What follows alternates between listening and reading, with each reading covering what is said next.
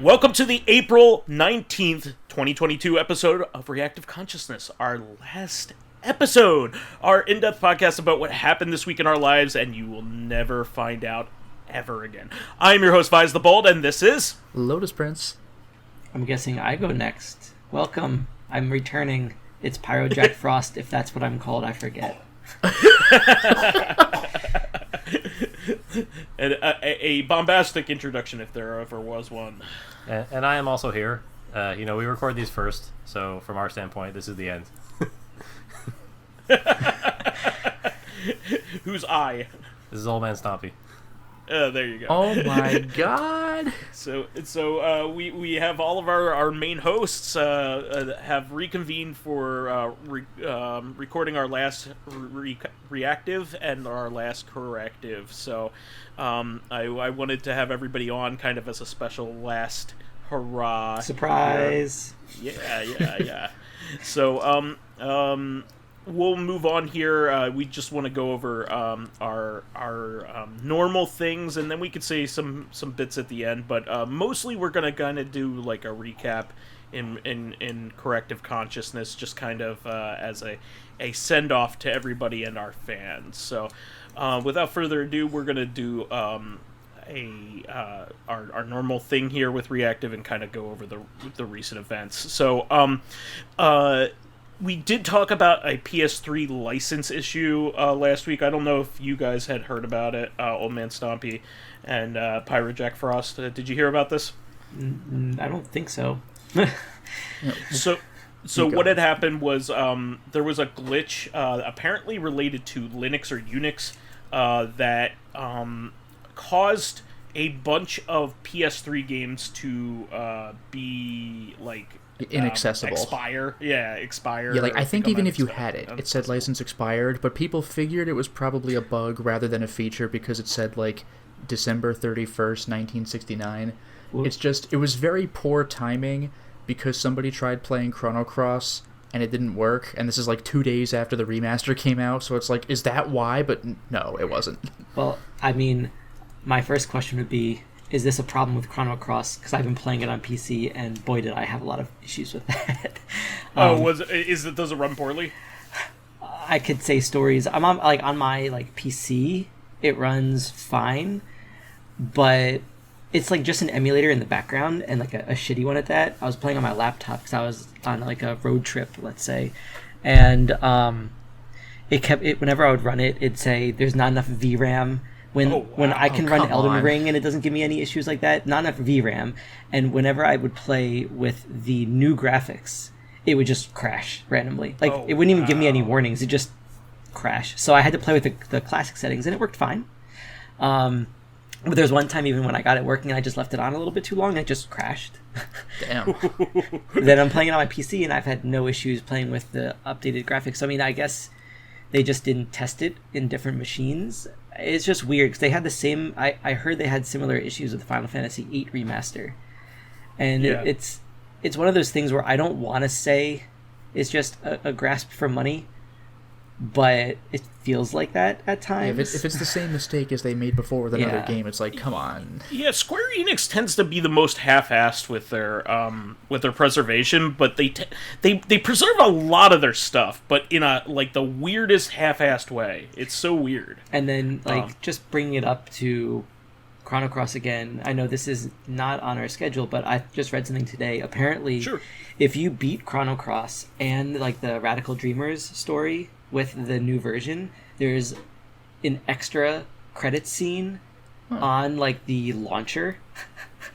That actually is like a extra post credits, you could say, credit scene that a lot of people now are like, are they gonna make a new Chrono game? Like, why are they making adding more story to this if it's done? That's what you expect to happen, right? Funny. Like, you think that it's the same as The World Ends With You. They remastered that a little while ago for the Switch, and there was like an extra chapter that was supposed to lead into what they thought was a second game, but it's Nomura, right? So it took forever for the second game to come out. But it did. Yeah. And this could be the same. You know what just entertains me about this is if they do somehow do a follow-up game, it's going to follow the pattern of not following a pattern. Because, like, what happened after Chrono Trigger? Not that Americans knew, but Radical Dreamers. Oh, it's a visual novel? And then Chrono Cross comes out. Oh, it's going to be the new Chrono Trigger game. Not even close. So, like, now that if Chrono Cross is teasing a sequel, watch it play nothing like any of those three. The thing is, if we're getting into, like, some of that story, so Chrono Cross is a sequel. It's one of those things where, like, on the box it says it's a sequel, but one of the creators said that he doesn't see it as a sequel. But within, like, the first 5 hours, they reference Chrono Trigger. No, it's certainly a follow-up. It's just that people thought that we would be playing another Chrono Trigger game, and that's not what they did. Because, like, a different gameplay, new more than that characters. is that like the plot of Chrono Cross, without getting too much into it, because I'm sure people are playing it now, is so rough on the plot of Chrono Trigger that I feel like playing Chrono Trigger is, like, sad and unrewarding. And on top of that, like, because of that, they've added extra endings into Chrono Trigger that make it really clear that, like, yes, everything that leads into Chrono Cross definitely happened. Every bad thing that happened in between those two games is now a part of also the primary. So you can't just play the new Chrono Trigger games and pretend like Chrono Cross never happened, because they're just sticking it in your face at the end of the game. So for me, if you say there's an extra ending, is it like, what, is there like a fire and everybody dies in, like, the hometown of the main character? Because that would be on theme for how they've treated the franchise. I can tell you, in a way, though, I think the extra credits, because originally Radical Dreamers was non-canon. It was just, like, the side story, like, hey, extra information. And I think Radical Dreamers, because I never played it, is like Magus, who's under a new name because he has amnesia after Trigger. It's been a long time since Trigger came out. Kid and Surge, who are, like, two of the main characters in Cross, who are doing stuff. And the extra credits scene, I'm not going to try to spoil it, but it's basically from, people think, Magus's point of view, getting ready for the final boss of Radical Dreamers that connects it to the beginning of Chrono Cross. So it might not be a new story. It might just be like, hey, look, they are all connected. Yeah, closing the loop. Bye. Yeah. I really think that what they should do is they should take that Steam version of Chrono Trigger, which is quite good, after they made it that way, and they should port that to consoles. I still don't understand why they haven't. It's really weird. It's always weird why they don't port every game to every system. Yeah, why only Steam? Like, of all things, like I expect only Switch a lot of times, or only PS4, but yeah, why only Steam? It's so bizarre. I know it's a derivative of a mobile port, so it probably has something to do with that, because it's the mobile port is, like, an upgraded DS port too, so it's like, two things removed already, so maybe it doesn't run well on anything but a PC, but this is this is an SNES game. We should be able to do it.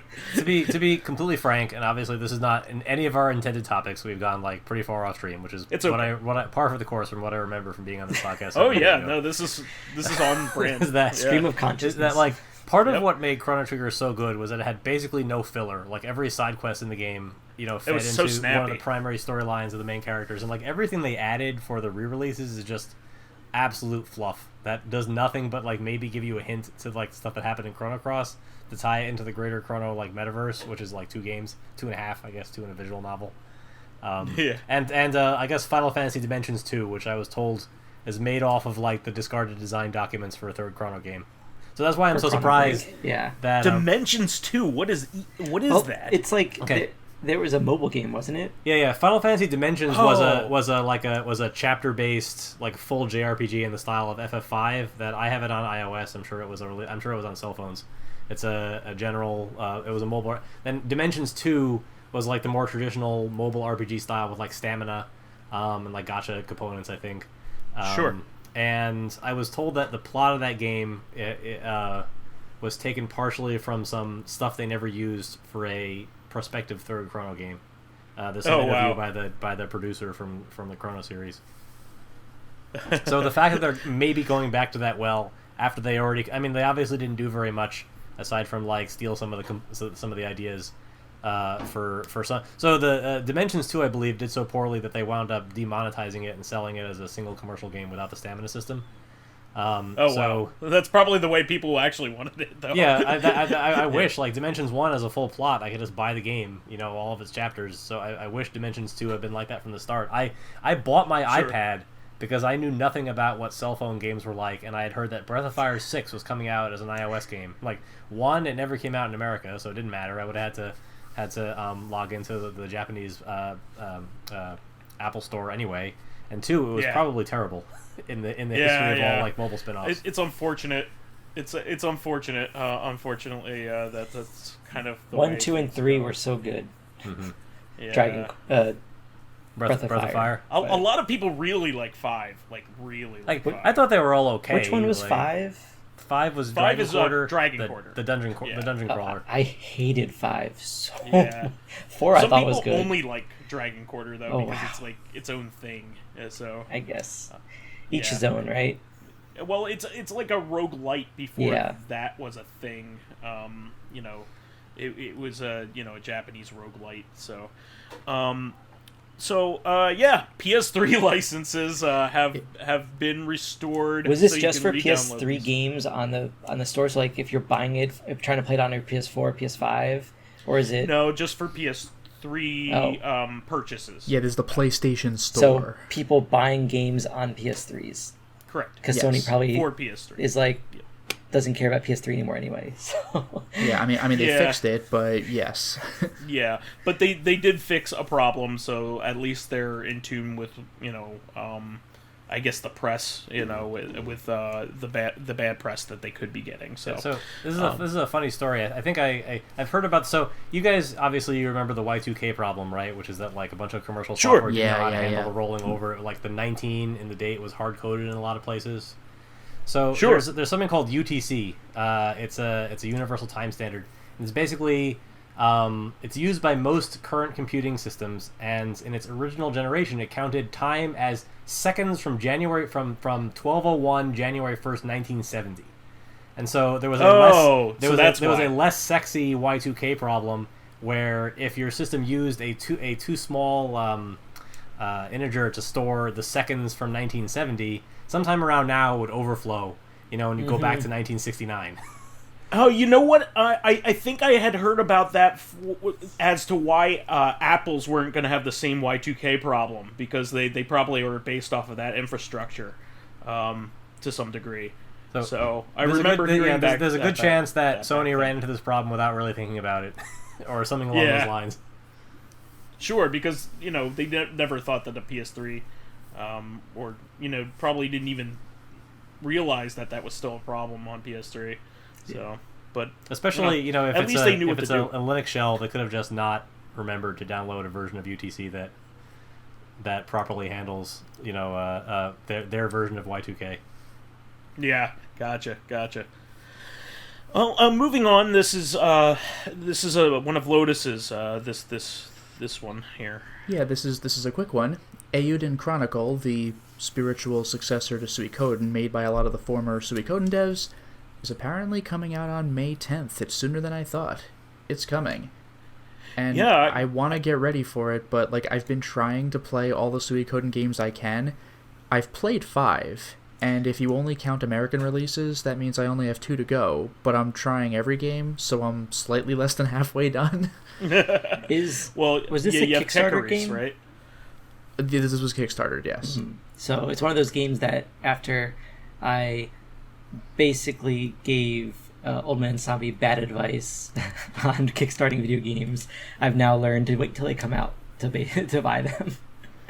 I've had good luck with Kickstarted games. I've only had 2 problems. One was the first thing I ever kickstarted, which was Barkley 2. I think that thing is just dead.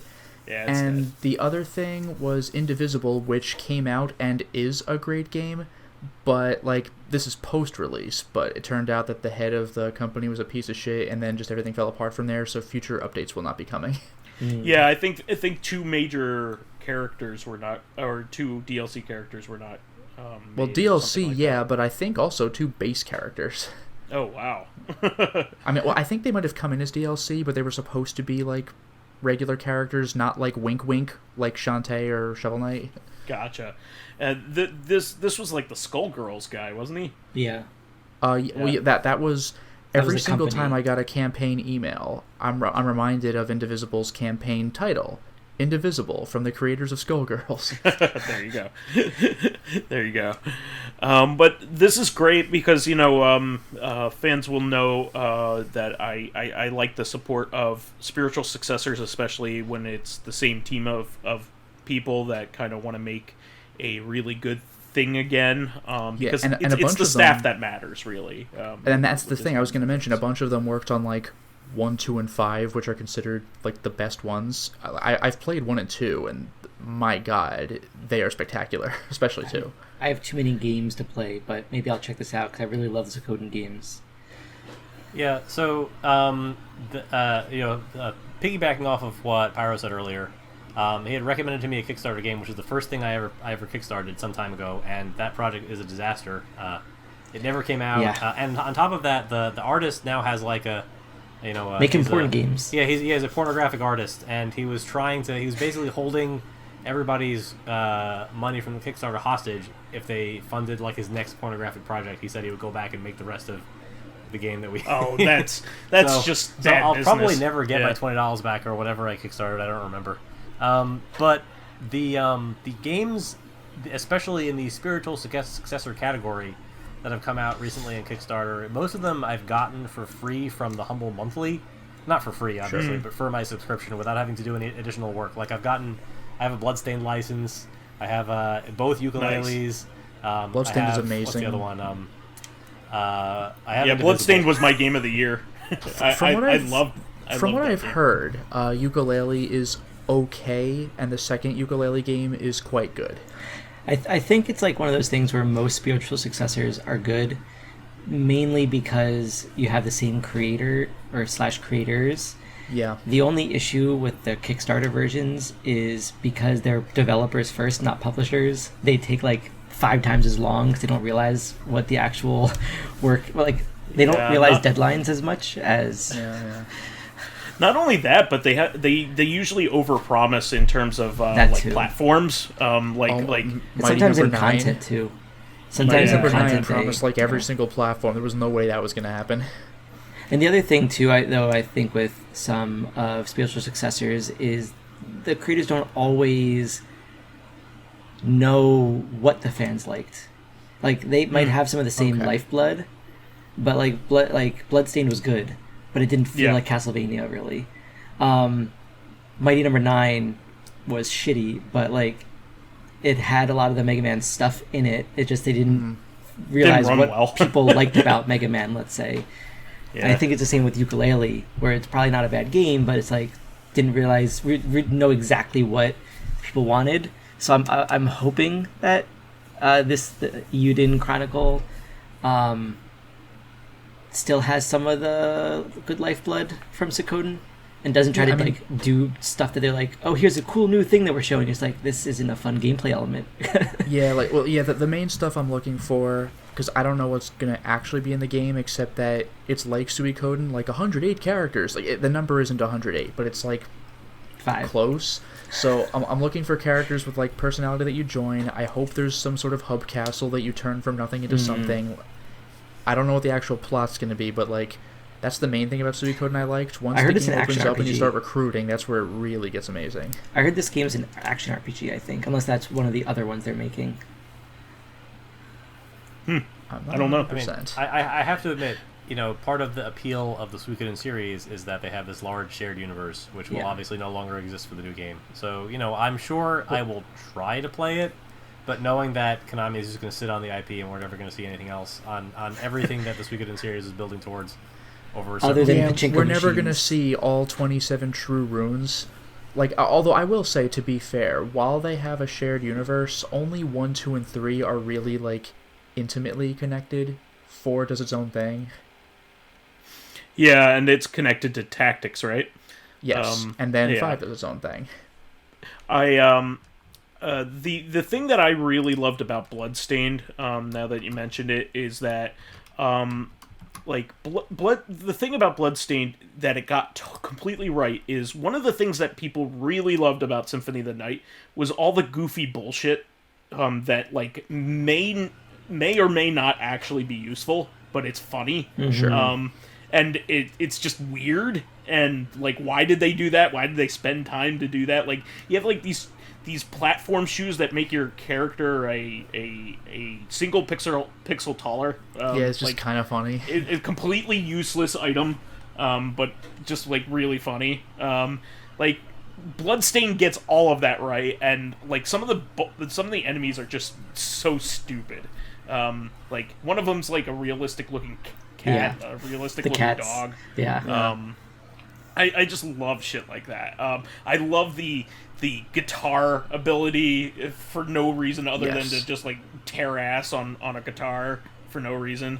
I just love that. The stupid bouncy flying pigs.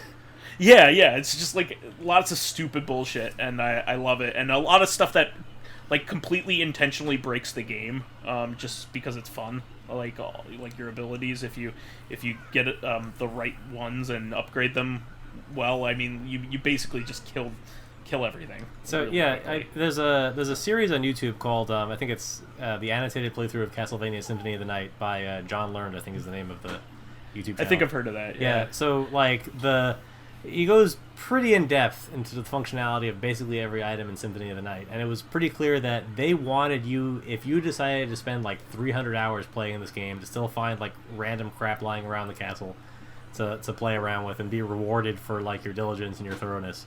And like Bloodstained had this same quality to it, or at least not that I played it that much, but for example, like leveling up everything to maximum charge or something had all kinds of like gave you extra powers or like cool effects, and you could play that game for a long time. You could tell that they intended you to do that, and it was worth it. And they kept adding content to it, like stuff that they didn't promise to. Yeah, they added content just like a few weeks ago. You could play as I'm sorry, I forgot her name because I haven't played the game, but from Aurora, ironically, it was Aurora, I think, from Child of Light. Oh yeah. That's really awesome. So, but yeah, I really hope that Eiyuden Chronicle kind of follows in the same mold and is something that's kind of a labor of love, because you need to get the soul of something right in order for it to kind of ring the same bell, I think. So, and Bloodstained knew what was up. Like Koji Igarashi knew what to do with that game. So, and not only that, but he was like really gracious towards like the people that like supported it. So, it was just like one of those things. It's a true labor of love. It's the game he always wanted to make, kind of thing. So, after being like shooed off onto portable platforms after having such a successful game, and one of the most revered games of all time, he's forced to be held back by system limitations and stuff like that because of the nature of the gameplay, which is completely unfair. It's the nature of the business too, but yeah. No, it's true. Yeah, so I don't want to get. We won't do a full episode on this, obviously, but we just had WrestleMania, so I'll mention it very briefly. Please. There's the new company AEW, that positions themselves as a legitimate rival to WWF, and someone I follow on Twitter once had a comment is like, why does it feel like everybody having their first match with AEW after leaving WWE is like crying in the ring because they're so happy to be out? Is there more, like, it's in spite of all the shitty stories that we've heard about WWF, is it even worse working there like than we thought? Oh, I'm sure it's insanely abusive. Like I'm sure you're always worried watching your back, either from internal politics or just like the management itself. Like you're probably dealing with all the other superstars, and their whims. And probably they have all kinds of hazing and crap too. Yeah, I mean, we know this is true. I've told several stories about this. Just like, I'm glad that this is similar. Why do all these ex-Konami developers, when given the opportunity to make the game they want, seem to be having so much more fun than they were the last couple of times? Why is Death Stranding so interesting? Why is Bloodstained so cool? Hopefully, Eiyuden Chronicles will be the same. Yeah. I mean, and not only that, but they made like 3 Bloodstained games. It like those aren't just demakes. Like those are straight up like old school Castlevania games. Oh yeah, like, the Curse of the Moon. Yeah, and Curse of the Moon too. But not only do they make 3 Bloodstained games, they kind of made 4, because within Ritual of the Night you could play Classic Mode, which just plays like Classic Castlevania, where you have the power walk. Wow. It's like a platformer and everything.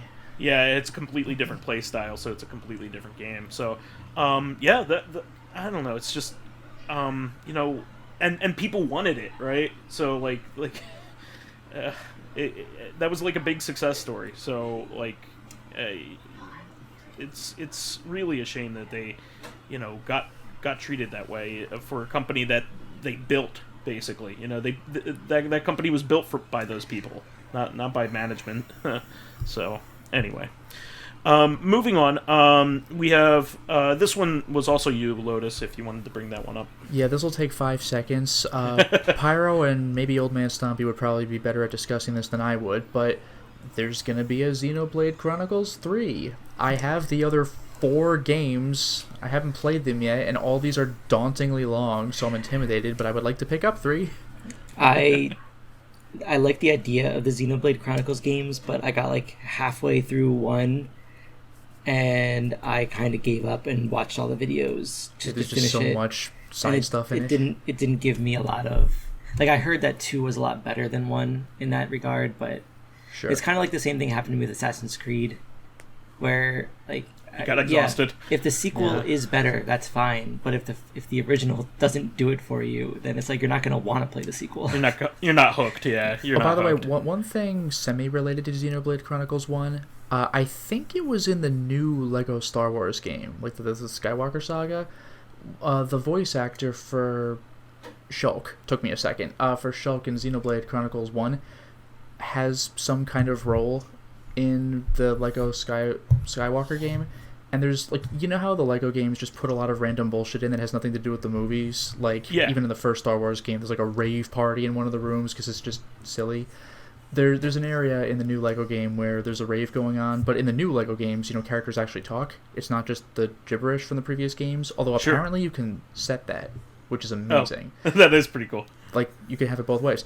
But, Shulk's voice actor is just rocking out to the music. He's like, this music's great. I'm really feeling it. And people, like, flip their shit. That's amazing.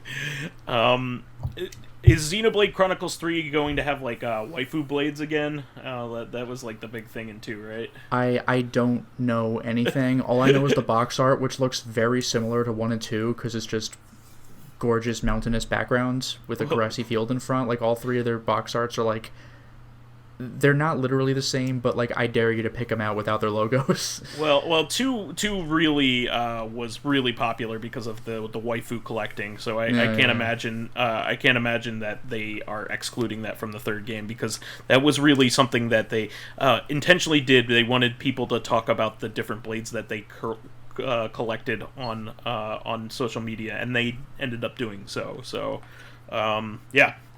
Yeah, so I was waifus, just having a discussion blades. with a couple of friends of mine recently. Now I am also having a discussion with a couple of friends of mine about how, like, weird it is to me that like, from back in the 90s, I used to play Xenogears as this, like, this game that I felt like I had to play because it captured a moment in time, when people were writing, like, entire novels in... like, it was practically a visual novel that happened to have, like, some JRPG elements attached to it, because by the end of the game, you're spending, like, 10 hours reading text. And I was going to say, especially disc 2. The second disc, the second disc. And for that to have become, like, one of the champion franchises for the Nintendo Switch is so weird to me. Especially considering, like, how hard we had to try to get the first one released in the United States. It's on its like, third life, basically, the franchise. It's like Yakuza. It's like the same kind of story. It just refuses to die. 3 barely survived, 4 picked up, 5 and now it's one of the most popular franchises in the world. Yeah, starting in Yakuza 0. I have stopped buying the Yakuza games because those also come through the Humble Monthly. I've gotten 0, 1, 2, and 3. So I expect within 3. So I keep seeing Like a Dragon on sale, and I know I will at least try to play it for a little bit before I get bored of it and move on to something else. Like a Dragon's amazing. But I'm sure I will get Dragon it in the Quest next 11. 12 months on the Humble Monthly, so I will not have to go out of my way. It's very good. It's excellent. It's for one of the the funniest true games I've ever Yakuza. played.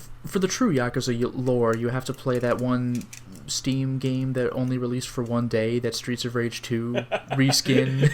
Yeah, that's really funny. Streets of Kamurocho? It's Kamurocho, yeah.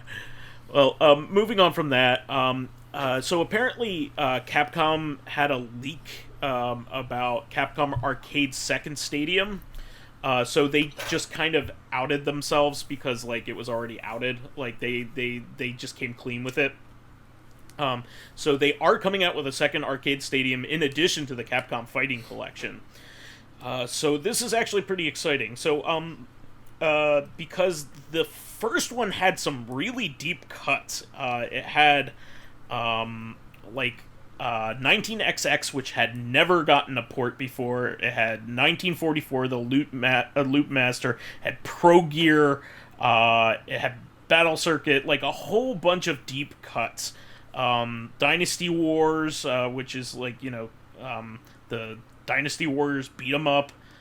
There's like all Varth. There's like some really deep cuts in this one, and so it makes you think, like, what are they even adding to the second one? They said that there are 32 games coming. That sounds great. I'm wondering whether they're going to include some of their licensed titles in this, because I know people will pay like a la carte for Marvel fighting games and Marvel beat 'em ups. They could have made a deal with Disney, because Alien vs. Predator is a Disney property now. So is all the Marvel stuff, and Capcom has a good relationship with Marvel, so and Disney as a whole.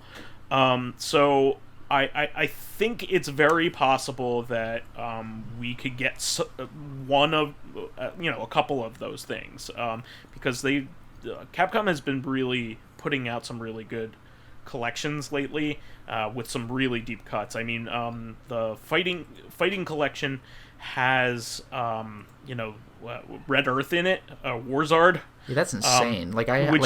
I first heard of that crazy game in college, and then it disappeared off the face of the earth because it was never localized.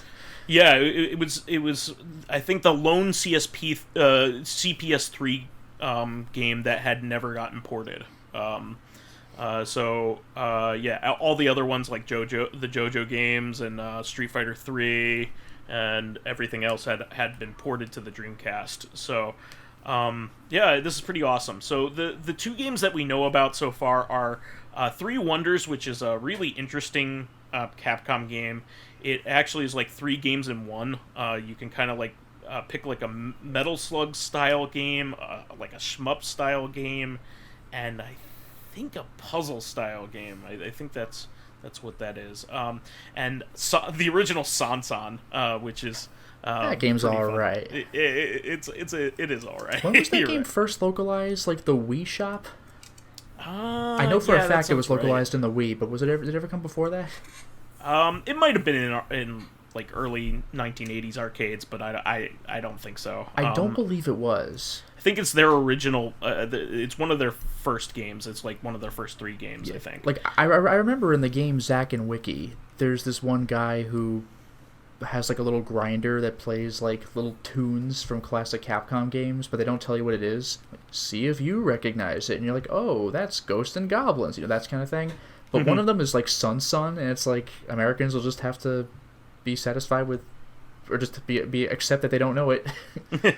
So this is, of course, based off of the Monkey King, epic, the same thing that inspired Dragon Ball, Son Goku, all that stuff. So the same thing that inspired. Oh fuck! I was gonna say Battle Monsters, but that's the Saturn game. What's that silly PS1 game? Oh yeah, Magic Beast Warriors. Magic Beast Warriors, yeah, the best game ever made. And Enslaved, if you ever played that one. But I have it. I still need to play it. There is a regular Journey to the West. I think it's a tactic style game for the PS1 also. Yeah, Sayuki Journey to the West. Yep. So and there's also Monkey King, which I don't know how connected that is. There's a Monkey King Lego set too, which is inspired by it. It's one of those kind of classic amazing Chinese tales that is everywhere, just like Dynasty Warriors, and Suikoden actually is based off of one of those too. Yeah. Was it the Water Margin? The Water Margin, Yeah. I'm really excited for this this collection because like they really did a really awesome job. And Three Wonders comes as a bonus free game if you pre-order Capcom Fighting Collection, and Sansan comes free as the free game for download. So I think it was 1942 it was 1943 that came free with the previous one. So I'm really excited for that. I love my arcade collections, especially from like this era, like late 90s arcade games and early 90s arcade games tend to be I grew up then, but also that's like at the height of pixel arcade gaming in terms of like production values and things like that. So I'm really looking forward to that. Moving on from that, we have this is actually a bit of a surprise because I think only the side game is available on other platforms, but No More Heroes 3 got announced for PS4, PS5, Xbox, and PC. Just everything. Yeah. So the third one was previously only a Switch exclusive. The only other one that had been cross-platform, other than I guess the remake of 1 for PS3, was Travis Strikes Again. Yeah. Which itself was a Switch exclusive for quite some time before it was ported. Yeah, so this will be really good, especially considering that No More Heroes 3 deserves to have a wider audience. And I just hope it runs well, because Grasshopper is sometimes. There are some game manufacturers that you forgive, when their games kind of run like crap, and this is one of them because you're not really playing them for performance. It just is nice surprise. Like when that's they don't, the thing. Like when they don't suck. No More Heroes 1 was a Wii exclusive, and it got slowed down when he took down enough guys at once. And like every Grasshopper manufacturer game, it's kind of part of its charm. Yeah, I was gonna say, like, even when they run well, there's something jank about them. Like Lollipop Chainsaw is probably the best playing of all of them. Yeah, and it's still not perfect, but it just comes with the or it's par for the course, I should say. Yeah, it's kind of like having a really good horror, like a low budget horror director. It's the same kind of thing. It's low budget, but you're getting experimental, weird. Yeah, you respect them for what awesome they were able stuff to get to work. Yeah, exactly. Like Sweary's the same way, which is kind of also he has another number name, so I think people conflate them. But you know what it makes me think of actually is the first Highlander, which was not a low budget production, but like I'm just reminded of the big epic final scene where he's fighting the Kurgan in the building. Yeah, in the warehouse. Yeah. Yeah. Do you remember? Like, this is a very specific thing to ask, but do you remember the shot where the camera's just smoothly sliding across the room as they're fighting? Oh, was that like a really cool dolly shot? That's the beauty of it. Yes. Well, yes, but no. Like, they put a camera on, I think it was just like an office chair, and they just pushed it, like they just slid it across the room. Yeah, it's stuff like that, like in early filmmaking, or like mid-generation, like filmmaking, like in the 70s and early 80s, that like, I just really love the kind of like spunkiness of it, like but it's funny though, because they had high technology for some of their shots. It's not like this was a low budget production. Just that shot was just like something we could have done. It's just funny to me. Yeah, the thing that I'm thinking about is like Rocky had the first like major Steadicam footage in it. When he's running up the art museum steps. Yeah. And like Steadicam is like an absolutely vital thing now. So like they have he just like counterbalanced some weights like to his camera and just went with it. So there you go. Yeah, it's pretty awesome. I will say one thing about No More Heroes 3, and that there's a line, like kind of a throwaway line in the middle of the game, where they're fighting in a field of rocks, and Travis just goes, "Wow, this is the Toei Quarry where they film the Kamen Rider shows." I was like, "How do you even know?" But clearly, I am the target audience for this game because it's just a sheer cliff wall. But like, there's a chance I might actually recognize that if I see it. Well, it probably wasn't actually. I feel like Toei is enough of a pain in the ass to have copyrighted the visual imagery of the quarry. Okay, so that does make sense. They would actually render it. Out of all the companies, they would be that way. Yeah, Toei is really up its own ass. Yeah. Well, for good reason. They got ripped off for so long by, especially by Western companies. Well, so I've been watching Kamen Rider. I watch Super Sentai. I watch Ultraman. Subaraya that made Ultraman has had years and years and decades of legal trouble. They were sued by some guy in Thailand who said that he worked with Subaraya to create the original Ultraman character. So if you watch some of the newer Ultraman shows, the special effects are just garbage because they literally cannot afford to make good Ultraman shows anymore. Like even by like Saturday morning tokusatsu standards, the when they relaunched the series for the 50th anniversary, I think, in 2013, and literally it was just shot at a school, like with some CGI on top of it because they could not afford any other sets or any other people. That's insane, considering like the licensing, like of all the toys that they've made over the years, how popular they were. Wow. That's insane that they don't have any money. They don't care at all. Like, I can go on YouTube, and at least in the US, and find like every single Ultraman show. People upload them. They do not care at all. But Toei, you cannot find anything. And it's not just Toei. It's also because Hasbro owns all the rights to all the footage for production in the, I believe it's Hasbro, in the US. Disney owned it for a while, so like they're also pretty bad about, they're pretty notorious about copyright striking stuff that gets uploaded on YouTube. So yeah, I don't think it's really the Toei Quarry. I think it's just a field of rocks. Yeah. It's probably pretty easy to on the Switch too. Just a cool thing to mention. Then this was a cool surprise, but I'm not completely surprised by it. But it was a cool announcement. Grimoire is getting a remaster called Once More. So this was a PS2 game. It was an early published by Nippon Ichi Software, but made by Vanillaware game. Yeah, I remember this in college because... It was a side-scrolling RTS, or like a RTS, side-scrolling RTS kind of.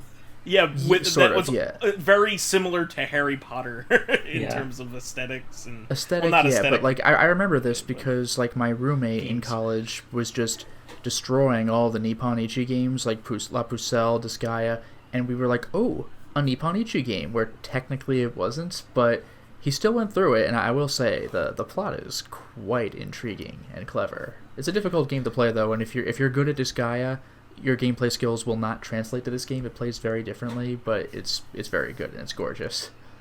Kind of one of the big things about this was that it sold unusually well for what it is. People were very high off of Disgaea at the time. Disgaea was a gigantic hit. It wasn't just it did way better than anybody expected to. Is it also because didn't this come out after Odin Sphere? And I think... No, this was before. Yeah, this was before. This was after Phantom Brave and Makai Kingdom, I think. Well, what was the other Vanillaware game that came out before Grimoire? No, maybe you're right. It was Odin Sphere and then this game. Yeah, and I think that's partially what it was too. Is people the people who realized that it wasn't made by Nippon Ichi probably well, wow, Odin Sphere was actually a pretty interesting game. Now let me play. I want to try their next game. It's like, this is not what I expected. Yeah, not even close. So in Japan, this was the first game where Vanillaware had their name on it. Mm-hmm. But in the U.S., they retroactively put their name on Odin Sphere. So we got it as the second game that they published. Gotcha. And they had made a single game before that, Princess Crown. But it still has never come to English-speaking countries in any way. It's kind of almost like a predecessor to Odin Sphere. But this game, I think, became a greatest hits game. It sold unusually well. Odin Sphere sold unusually well, and so did Disgaea. I think they all there was just a Japanese cult game renaissance during that time period. So to the point where they became mainstream hits rather than cult hits. It's almost like Dark Souls, or Demon Souls after that. It's just kind of one of those things that happened. The fans really latched onto something and then made it a thing where people who would normally not follow that kind of thing were interested, and for good reason. I mean, these are good games. And I think my biggest disappointment with this announcement is that it's not going to be on PC. Yeah. I mean, with Japanese releases, you kind of have a crapshoot. I think a lot more games are coming out on PC, even if it's after the fact. Yeah. So I'm still hoping that Vanillaware releases all of their games on PC, because Atlas is now starting to do it, which I know they have Persona 4. The fighting game just came out. There's some I don't want to say rumors, but something on Twitter that someone from Microsoft said that's making people think that Persona 5 might come out on Xbox, which might also mean it might come out on PC. Awesome. But anyway, Atlas has been a holdout on PC games for a while. I think it wasn't until Sega bought them that they started to consider it. But I'm really hoping that Vanillaware does that. It's I still have a Switch, right? I still have a PS4, so I'm pretty sure I can still play this game. But it's that it's not your preference. Fear now. I would also say it's not my preference, but also that fear now. That's I'm gonna buy it, and then 2 months later be oh yeah, it's gonna come out on PC. It's are you fucking kidding me? I do think that you really hit it sort of buried in what you were saying there, was that these days, now that every major studio has at least some capacity to develop for Xbox, that basically means that you know how to develop for a mid to high end gaming PC. So there's very little cost now to releasing your game digitally on Steam or one of the major 100% PC platforms. I will say that though, if you really, if it never comes out on PC, I actually have Lotus's roommate's copy. He sold it to me when he got married. So if you need to borrow it for PS2, I have that and a PS2 with a portable monitor. So we will manage somehow. I've never touched it because I find Vanillaware games and Atlas games very daunting to get into, and a significant. They have so much content, when and a lot of retreading. Or Muramasa and Odin Sphere came out on the Vita, or I think it was the Vita that they came out on. Right. I replayed both of them, and I think I didn't 100% because it's daunting, but I played them a lot. But yeah, they give a lot of things you can do on the side to level characters up, level weapons up, whatever have you. I remember playing Dragon's Crown 2, and I played it for a while, thinking oh cool, it's another Vanillaware game, I'm gonna get into this, and then it was a beat 'em up, which I liked, but then I saw all the stuff that you can do, and I'm I'm gonna take a pause of this. Then I got back into it after I replayed Odin Sphere and Muramasa, and I'm no, there's too much in this game, I can't do this. Well, the thing is, I think Muramasa might be the next one that they tackle, because the remaster went to Vita, which is that's true. Yeah, because before that it was a Wii game, right? So I don't think it's been on a powerful platform ever. And I heard 13 Sentinels is pretty good. Games that's not trapped on the Wii or the Wii U, but is also not on any of the major current platforms. Yeah, I mean, at this point, there's very little reason to have a Vita if you are looking for exclusive content.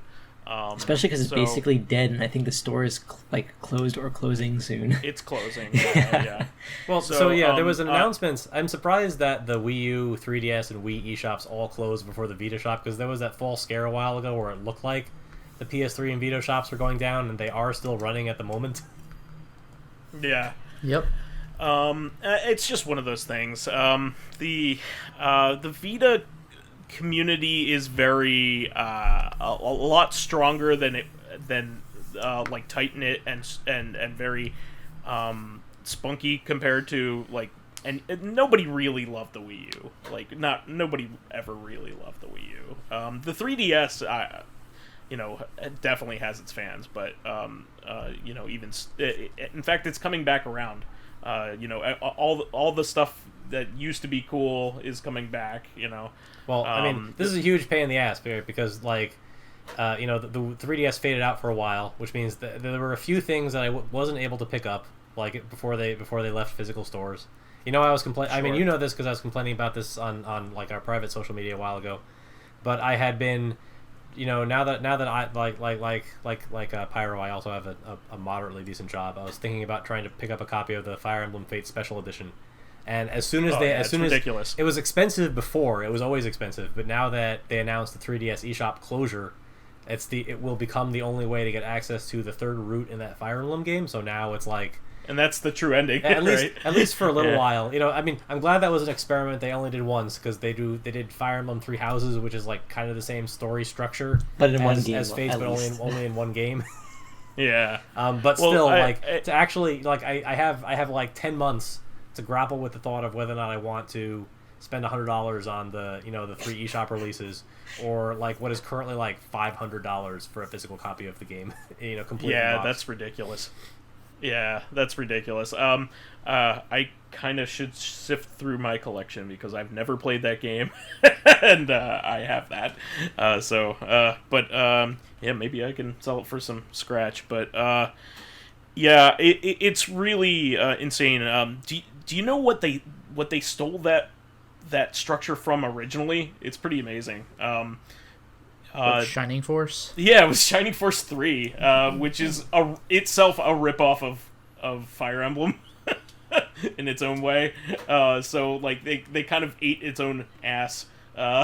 They went back to Shining Force 3 has 3 separate scenarios and then a bonus game with like ending content. Yeah, right. Like only the first one is actually localized for America, right? The rest is exactly locked in Japan. So that's much worse. Yeah, than this. The fans actually banded together to make to translate the second and third game in line with this translation from the first game, and also the bonus content disc too. So you can play the whole thing and have it all like sync up. It feels like somebody should just buy it, since we know that Sega has a decent relationship with its fan modding audience, that they should just pick it up and put it on one of the Steam collections. Yeah, I don't know why they wouldn't. A lot of the Saturn era stuff they completely lost to their original like source codes and stuff like that. So they're either remaking them like they did with Panzer Dragoon and House of the Dead, or they're just forgetting them all entirely, which is really a big shame because some of their like coolest stuff was made in that era, and a lot of it never made it to the US. So it's really a shame. But I digress. We have to move on. This is actually a Pyro's alley, but Lotus, you brought it up, so you can talk about it. Yeah, maybe Pyro knows more about this than I do, because I don't follow the series, but Megami Tensei Gaiden, Shinyaku Last Bible, is coming to the Switch. I think it might just be Japan for now, but this is interesting because I think it was a mobile game. So yes, yeah. It is a Java phone game. Yeah, could we please bring more of those over? I keep saying this, but there's freaking 4 Armored Cores and 2 Kingsfields. I've heard of Last Bible, but that's about it. I think most there's one on the Game Gear or the Game Boy. I remember in the big Hardcore Gaming 101 book of JRPGs, they mentioned the Last Bible, and there were home releases. Bible was a tactics game, maybe? Yeah, that sounds right. Before, what was it, Devil Children, or whatever it's called? I don't know anymore. What was the one for DS? The Mega 10 game for DS? That was a tactics game. Devil Survivor. Devil Survivors, yes. So like this was a tactics game before that one, but it's one of those things where back in the day I knew a lot about Mega 10 games and was hopeful that I would eventually get to play them in English, but then I got kind of, I don't know, I kind of got over that because there's so many games like in the Mega 10 universe. It's not even the universe, it's like a shared the brand, their multiverse, right? Their brand that I haven't played, but it's hard going back to old games too. Like I'm pretty sure I mean, it's cool that they're bringing this over, I would say, even if it is only in Japan, because that means they are looking back at their old games and bringing them over. Maybe they want to continue some of those stories. Because I mean, when you think about it, like, I know this is back in the day, but Persona evolved from like a spin-off series in the mainline series, and I think it'd be interesting if they continue that for other of their spin-offs. But I'm pretty sure, I have a feeling this might not come over in English just because people would play it, and not everyone has the patience, I might say, for older kinds of games. Like, I'm pretty sure even if like just the original Mega 10 games came over, the fans would eat that up. But people who've never heard of it or might have only played the Persona games, or maybe even the latest Mega 10 games, would play and be like, this is, I can't deal with this now. Like, there's so many things that the quality of life just got so much better. There's so many quality of life things that have been added in new games. If you play old games, you're like, why can't I do this thing that should seem obvious now? Yeah, like the fusing, it like got so much better over time. Well, what this also makes me think of, though, is like the Chrono Cross remaster. Like, they wouldn't have been able to sell Radical Dreams piecemeal. But Radical Dreamers has its hardcore dedicated fan base who looked at a fan translation years ago. But, like, you can't just sell that by itself to a mainstream audience. They would not if be able they to sell localize... just Radical Dreamers, no. Yeah, like, what was that? They wouldn't have been able to sell Radical Dreamers by itself, yes. Yeah, hell no. So, like, if they were going to localize not only Last Bible, which no one's heard of, but, like, a Java mobile game, like, they would have to pack it with something. I do really, really like that they're, like, these G-Mode games exist, though, because, like, the G-Mode collection really is picking out standout, like, releases from that platform, and, like, cell phone and mobile gaming is the dark spot in video game preservation. Just because, first of all, there's so much of it, and there's so many gacha games that you don't really preserve. And honestly, so much of it is junk. But there is good stuff in there. It's just you need to know about it. It's like we're not even just talking about gacha games. Like, we're talking way before that, where it's just like, in order to play the game, you basically have to buy a phone that has it pre-downloaded on it, and like from Japan or something. Yeah, exactly. Like, not only is it cool that they're like Pyro said, maybe they'll look into more games in the series or expand the universe or whatever, but, like, at the very least, they're rescuing this game.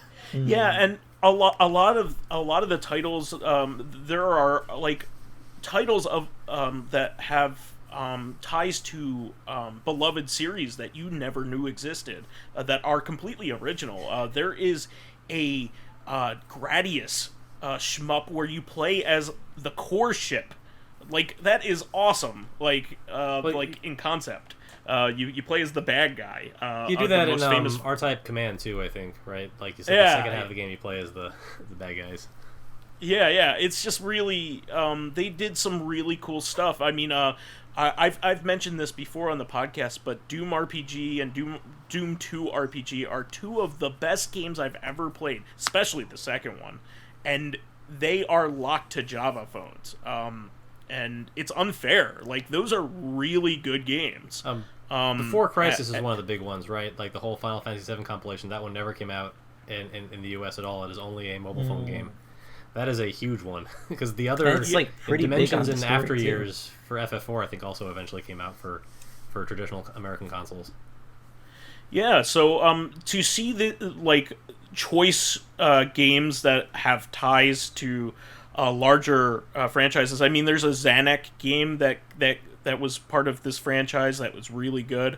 Like, and these games aren't crap. Like, some of these are, like, it's a wonder that they got them, like, to the quality that they are, and they probably play better than ever now because of because of having an actual controller, rather than, your stupid arrows, on your flip phone. So this is, like, some really good stuff. There's, like, one of the what's that cave game that they're most famous for? Donpachi. There's Dodonpachi Daifukatsu, I think. The one that came out on PS2 has a version of it on the Switch because of it's the flip phone version of it, and it's not bad. Some people actually like analyzed it and said it was a little easy, but then they delved into the difficulty settings, and you can make it very similar to the arcade version. It's, you know, it doesn't run as quick, but it's really amazing that the phone could like, if you ever played a cave game, you know how ridiculous the bullet patterns can be. But you could play a really difficult but still tight shmup on this in this platform. So it's really, really cool. So I just wanted to give a shout out to like the greater series that this is part of as well. And this is really interesting. I saw something about this on Kotaku about this Elden Ring summon. Funny. It's really cool. This isn't regarding really Elden Ring itself, but more of a particular player.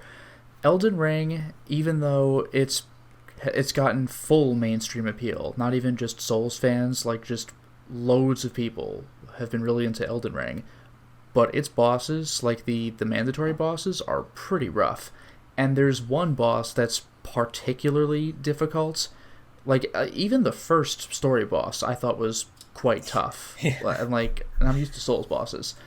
But there's one late game boss that's apparently just insane. And this one player, like, I think died to her like over 200 times before finally beating her. And he's like, alright, revenge forever. So he made a new account. And like, you know how when you can summon people, NPCs or actual players, you have an option to summon them. And it says, do you wish to summon username? Like, do you want to summon Lotus Prince? Yes, no? So people started noticing in front of this particular boss, do you want to summon Let Me Solo Her? And it's like, okay. And then they summon him, and he solos her and fucking wrecks her. Like, he's made it his job to just destroy this fucking boss for other players, just over and over again. Yeah, he shows up like naked with no armor except like a pot on his head. Of course he does. And dual-wielding katanas. And dual-wielding katanas. In Souls-likes, you really have to look out for the people that dress up with no armor, because best armor, best weapons. They played for a long time. They know how to get that stuff, but no armor, like, oh my god. And get away from them. Also, keep in mind, by the way, if you do co-op on bosses, the bosses get proportionally more health. Mm-hmm. So he's actually fighting a harder version of the boss by himself. And the player who summoned him is just like, does he actually want me to let him solo him? And they just watch, and like sometimes he just like no hits this boss. Like, it's fucking crazy. So people have been making like memes of him. Like, there's like, you know, that JoJo panel where he's walking toward Dio menacingly. Because like, this is the kind of thing that like FromSoft would honor. Somebody you know that JoJo manga panel where they're like Jotaro and Dio are walking toward each other menacingly? Yeah. Someone did that over with like his character and that boss. Like, it's hysterical. Like, this guy has just got, like, he must have gotten so mad. He's like, I will kill this boss forever. What'll actually happen is, because George R.R. Martin was involved with Elden Ring, he'll finish the rest of Song of Ice and Fire, the written version. He'll just like there we go. The JoJo meme is George R.R. Martin, and then like his typewriter, or like his old PC. I think it was an old PC. I've heard that there are people who are going as like copies of this player. So apparently, I've read another article where someone thought they were fighting her against Let Me Solo Her, but it might have been spelled differently or whatever. Okay. It was totally another person who died too. Oh, that's and can you imagine if you thought you were summoning the definitely gonna win guy, and then he dies, and you're like, oh fuck, never meet your heroes. Yeah, just falls flat on his face. I mean, this is really awesome. I also heard that one of the summons reacts uniquely with wolves. Like, did you hear about that, Lotus? No. So apparently there is a summon that is basically like a turret. Like she just shoots arrows. Okay. But she reacts with certain wolves, like in the wild, and starts riding them. What? Yeah, and like has unique attacks, like based off of those wolves. I guess that's an NPC summon then. Yeah, I know exactly one wolf story from Elden Ring. I haven't gotten that far. I was talking to Pyro about this the last time we met up, which is that some guy was playing, and he got to a user left message, and it just said "updog," and he started cackling madly because he was like, "I'm not falling for that one," and he like walked past it, and like 62 wolves fell out of the trees on top of him. He just like died. Oh yeah, that's great. That's amazing. That's brilliant. I love it. There are definitely spots where that happens. Anyway, continue. This next one is yours, Lotus, and this is hysterical. I was very, I guess, horrified by it. This is the best thing ever. So somebody modded Half-Life 2 where the entire game is exactly the same except that Alex is Krystal from Star Fox Adventures. Not only that, but a very busty version. Well, it gets better. It gets better because the mod has been in development to a degree and gotten a reputation to a degree that they actually are getting Krystal's like actual voice actor to read over Alex's lines. Ugh. So it's not just like Alex with a skin. Like you got Krystal from Star Fox Adventures as Alex, like talking about like, oh, this is the gravity gun. You're like, what the fuck? I just can't believe that she wants to be part of like the thirst trap for her character. Dude, she's in Half-Life really 2. Who could say no to that? Come on now. This is canon now. It's clearly canon. Oh, by the way, did you guys ever play Star Fox Command? No. I have, yes. I wouldn't say it was the best experience. No, not necessarily, but like, did you ever look up any of the endings to like still images? I mean, I beat all the endings. I don't know what you're referring to. Maybe jog my memory. Like, maybe I blocked it out. Some of the endings are like, it seemed like, you know, if I were 16 when I wrote this, it would have been cool, but it's like unintentionally hysterical now. And Krystal's ending is a riot. Like, I forgot what happened, but she got like disillusioned or something, and she like decided to become like a bad guy, and she changed her name to Cursed with a K. it's like one day, like Fox like saw her at some distant planet. He didn't recognize her. Like, it's so funny. This is who I am. Like, my name isn't Krystal anymore. Shit. Now you will know me as Cursed. Like, get the fuck out of here. One of the WrestleMania arcade games, like every time you get one of the endings are just unbelievable and hysterical. They're only text, but I wish they were animated. I think the Undertaker one, he like claps his hands and the entire arena just like falls into hell. Like, that makes no sense. That's great. One of them gets killed by like women having sex with him, like tons of them. I think it might be Razor Ramon. Razor Ramon, I think that was I remember because he passed away like last month. I think the actual the you know we had a tribute to him character and people, it's like he you know, he's riding high after he won the title, and then he disappeared. He was never seen again. He lost the title. It got stolen by like Mexican bandits or something while he was like in Tijuana, which actually happened to Chris Jericho. Jesus. Maybe it was Bret Hart then, because you know, like one of them just basically just gets sexed to death, which is really, really funny. But well, in that way, I guess it's death funny. By snoo. Yeah, exactly. So moving on from that, I just quickly wanted to mention this, that Brook, the makers of pretty much, like, if you're into fight sticks at all, you know who Brook is. Brook basically makes the best controller converters money can buy. They're effectively lagless, or they have such little lag that it's imperceptible. So, like, they make it possible for all of your old and current equipment to run with old and current systems. So they have a controller converter that can convert your USB fight stick to be able to be played on an NES, a Super NES. Wow. like all kinds of stuff. They even came up with one that is will allow you to play Dreamcast games with your fight stick. But they also implemented a feature where it also functions as a gigantic VMU.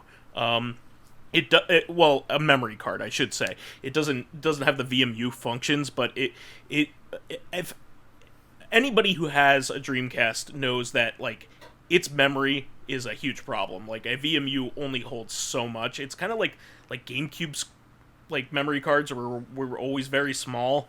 Dreamcast kind of had that problem too. So they give you like a ton of memory on this thing. But they also make, along with all those niche products that I talked about, they make what's called the Universal Fight Board, which is basically like an essential thing when you buy a fight stick and you have multiple systems, because like you don't want to have to buy multiple sticks because that's stupid. So you get like a really nice Comba or any of the other really nice ones out there, and you install what's called a Universal Fight Board, and you can use it on basically any system around, USB system around. They had trouble with getting it to run on the PS5, and the company came up with an idea where they basically came out with a daughter board that you can attach to the Universal Fight Board, and make it possible to use your old Universal Fight Board for the current system, the PS5. Not only that, but they will also support firmware updates. So if there's ever a firmware update where the PS5, makes it impossible to use your fight stick, they will fix it, and they will update your. You could still update the firmware on your stick. So I thought it was a really cool solution, because they wanted to ensure that people didn't have to buy a whole new Universal Fight Board, and also change the like schematics and all that stuff, and basically build it from scratch, and just like here, just add this to this if you have a PS5, and you still have all the same old functionality. So I just wanted to put that out there. Mine came, and I'm very happy. It's really awesome. Moving on. This seems to be a disaster that Lotus brought up. Yeah. There was a pre-order a while ago for a Dark Souls tabletop RPG, like a player's manual or a dungeon master guide, whatever you want to call it. And apparently it's got a lot of issues that need to be resolved, from typos to game mechanics that are either not well thought out or contradictory. Like, Crystal Spear has the pyromancy flame, like one of the flame spells descriptions. Slow fall, the way you cast it is dependent on your dexterity, so like, do you think this is related to localization? As you level up? No, do you think I think it's because, from what I've heard, they're using the Dungeons and Dragons, I think 5th edition rules. Well, that's another thing. Yeah, I think what they did is they took I'm exaggerating, but they took the book and just changed all the names it's possible to Dark Souls things. So, isn't that just copyright infringement? Yeah, it might not be too far. Another example that I don't know if you were going to say, Lotus, but there's a skill or something that you can revive, right? And it says like that you can use it or whatever, that you can use to revive a character. But then other places in the rules, it's like when you get to 0 hit points, you're dead. Like, yes, so that was one of the things. No way that you can revive someone. Do we have a 0 state or not? Yes. Because in 5th edition, when you hit 0 HP, you have to saving throw for your life, but sure. Dark Souls doesn't do that because that wouldn't make sense. But that was one thing that also disappointed me, is that I've been playing D&D 5th edition, so Dark Souls plays the same way. That's nice and easy to transfer. But I was really expecting a new system, because it's not Dungeons and Dragons. Yeah, it's just you could do that already. You can make your own Dark Souls thing. That's the thing. Yeah, dedicated DMs can just make their own whatevers with the core rules. There's exactly. a big it would be more forgivable if like campaigns. it actually said in the rule book, like when you get to 0 HP, it just had a big picture that said "You are dead." Yeah, you died, or yeah, it is you are dead.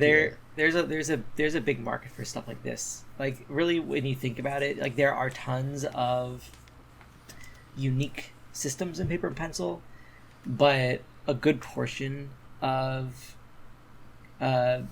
games that people are buying are based off of like one of like 3 or 5 different systems. Yeah, because it's easier to translate your game into a system that already exists than it is to make a whole new system. It should have been made from GURPS. I know GURPS is one of them. I mean, that was supposed to be, like the open source version of like RPGs, right? It was supposed to be like infinitely extensible to any universe if you wanted to. That was their calling card. Yeah, and a lot of licensed pen and paper RPGs use GURPS. I think Marvel used it back in the day for their version of it. I think Blade Runner even had one, something like that. So, yeah, there's this for something that would probably have like a lot of interest in it. This is really a shame that somebody just didn't copy edit the damn thing. Yeah, there's proofreading and there's basic things that like you really should have caught in the process, like the crystal spear being some kind of fireball. Like that's, how do you miss that? But and again, also the fact that like, oh, it's just D&D again. Well, Souls games are so popular that this really could be, somebody's like first foray into pen and paper. So this could have been something if it was done properly. Because it could attract a lot of people. I'm assuming this will get fixed with digital releases, but it's disappointing for anyone who pre-ordered like the book. Yeah, you want to have a book if you're a DM or I did it myself just because I'm obsessed with FromSoft, but I didn't get mine. I'm not going to get mine until like the next month because U.S. audiences don't have it yet, but Europeans, some of them got theirs already, and they're like, "What is this?" Yeah.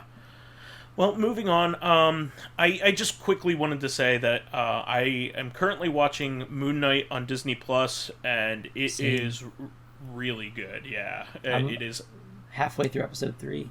Yeah, I'm up to episode 2. Episode 3 just came out. They are drip feeding it, which I'm quite okay with. I like the drip feed method. But yeah, I really like this show, and I recommend. It can be watched in a vacuum. I don't think I detect any MCU connections yet. Well, don't you know that Oscar Isaac used to play Apocalypse? I know that's not MCU, but... Well, I mean, it's part of the broader MCU now. They're slowly, supposedly Doctor Strange is supposed to do this too, because Patrick Stewart's cast in some unknown role in the Multiverse of Madness. They're slowly building towards, and obviously the Fox Quicksilver actor was in Scarlet Witch. WandaVision. Yeah, yes. WandaVision. Yeah. So they're very slowly built, just like with No Way Home. They're very slowly building towards the the annexation of the X-Men franchise. And probably eventually, they probably will just completely reboot Fantastic Four. I can't imagine they'll fold any of the Fantastic Four in movies. I mean, they could do a multiverse for the Fantastic Four. Just I think the actors are not as beloved as Tobey Maguire and Andrew Garfield were in the Spider-Man roles to be worth it. I mean, you have Chris Evans was Mr. Fantastic. So. Yeah, that would have been very. No, Chris Evans they can do a wink and a nod at that one. They can have them say like, "Don't I know you?" when they meet Captain America for the first time at some point. No, it'd be great if he's not playing Captain America anymore anyway, but. No, I was going to say, it'd be brilliant if they had Captain America talking to the Human Torch, but, they always had it so, they do that poorly, anyone could tell, a close-up of the back of the head, stand-in for exactly. Either of them. They just keep swapping perspectives. Yeah. But, I mean, I really like Moon Knight because, one of the big things that you could level at the MCU is that a lot of it is very samey from an artistic perspective, and especially in terms of there a whole lot of creativity doesn't happen unless it's a franchise that nobody cares about, which this happens to be, if you ask me, because as much as I like certain Marvel things that are pretty obscure, you really can do anything with them if you could take risks with characters that aren't beloved. Somebody like a Spider-Man, you have to be very careful with, because people know about like the broad aspects of those characters and what makes them tick, but nobody, like, unless you're a really crunchy Marvel nerd, you didn't know who the Guardians of the Galaxy were until the movie, and the Guardians of the Galaxy were a joke, like literally a joke, for most of the MCU, until James Gunn added his flair to them, and Moon Knight is seemingly very similar, but they didn't change a lot with Moon Knight here. With Guardians, they added a lot of heart and soul to something that didn't have it. But Moon Knight was actually always well written and experimental in the comics.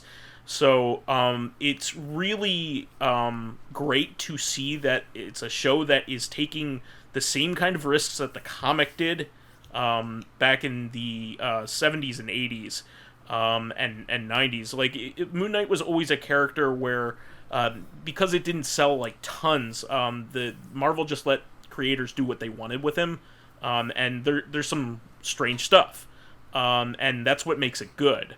And people are rediscovering Moon Knight now in reprints, because they are reprinting to kind of like garner interest in the show, and the show is excellent, and Oscar Isaac is playing the character. I'm not going to ruin what's special about Moon Knight, because it's kind of the less you know about it, the better it is kind of thing. But it is artistic. It has some really great acting in it, because Oscar Isaac is doing a lot of different things in it. He isn't just it's hard for me to talk about it without ruining things, but he's doing a really good acting job, and they're doing what I would hope they would do with a Moon Knight show. So it's up there in terms of quality with WandaVision. That was another show where they took some risks creatively, and I tend not to like their shows that aren't that creative. I wasn't a big fan of Falcon and Winter Soldier. I didn't think that was very compelling. So this is also one that I think if you're burnt out on the MCU, you could just watch this and be okay with. Lotus, I think this would be a show that you would like, because it doesn't tie to the broader meta narrative as far as I could tell. And you don't need to know anything except about what's happening to that character.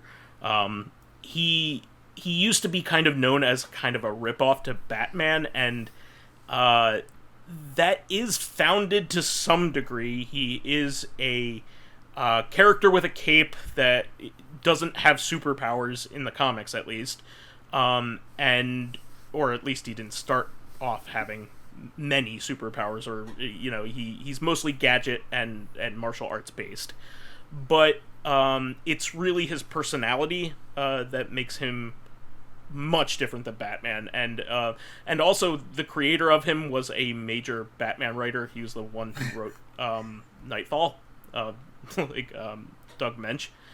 So he was one of the most prominent Batman comic writers. So he's a ripoff, but not really. Only on a surface level. Almost every character in the Marvel and DC universes has a rip-off character in the other universe. It's one direction or the other. Every original character has a sometimes rip-off. Some of the most popular ones, like Deadpool, are so much of a rip-off originally that their name is he's a direct parody. His name is a joke on about being a Deathstroke rip-off.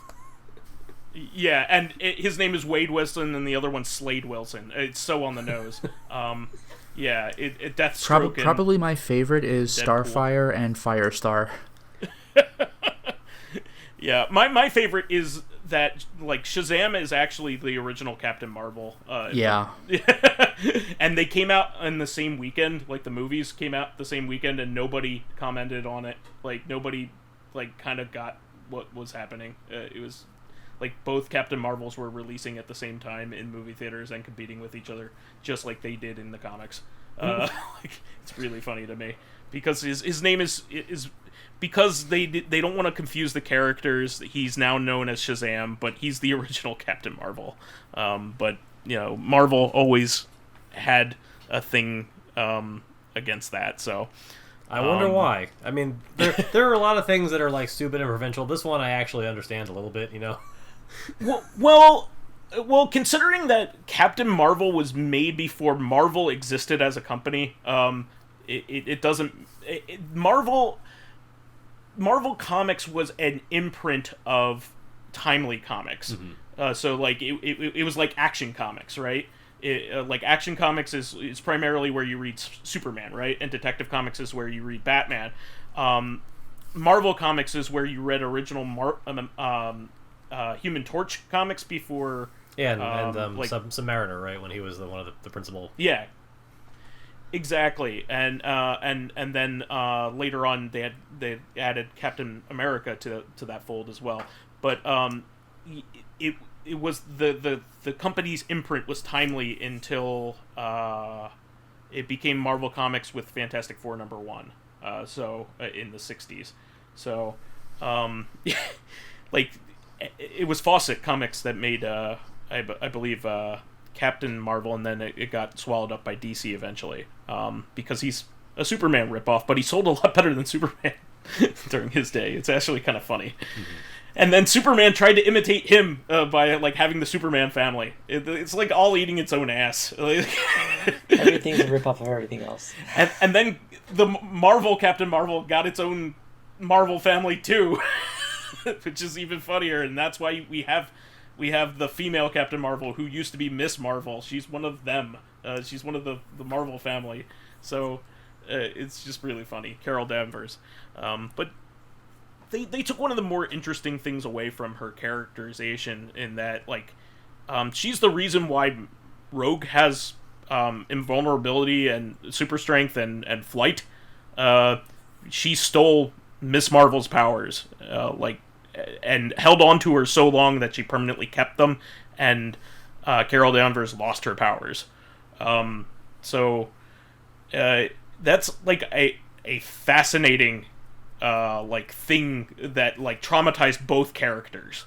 So like it's really kind of a shame that maybe they can make that part of their history now, because they're bringing X-Men characters into this, but I think that would be really neat. Yeah, but anyway. I recall it from the 90s when Rogue was part of the principal X-Men team. I have difficulty following the X-Men comics now because they have completely upended the Marvel continuity for X-Men. They are all like immortal and unkillable, and they all kind of live together, even though like half of them are like, are Holocaust-causing complete fucking omnicidal maniacs. They all just kind of live together on Krakoa. It's really hard to... Yeah, and they live on the mutant...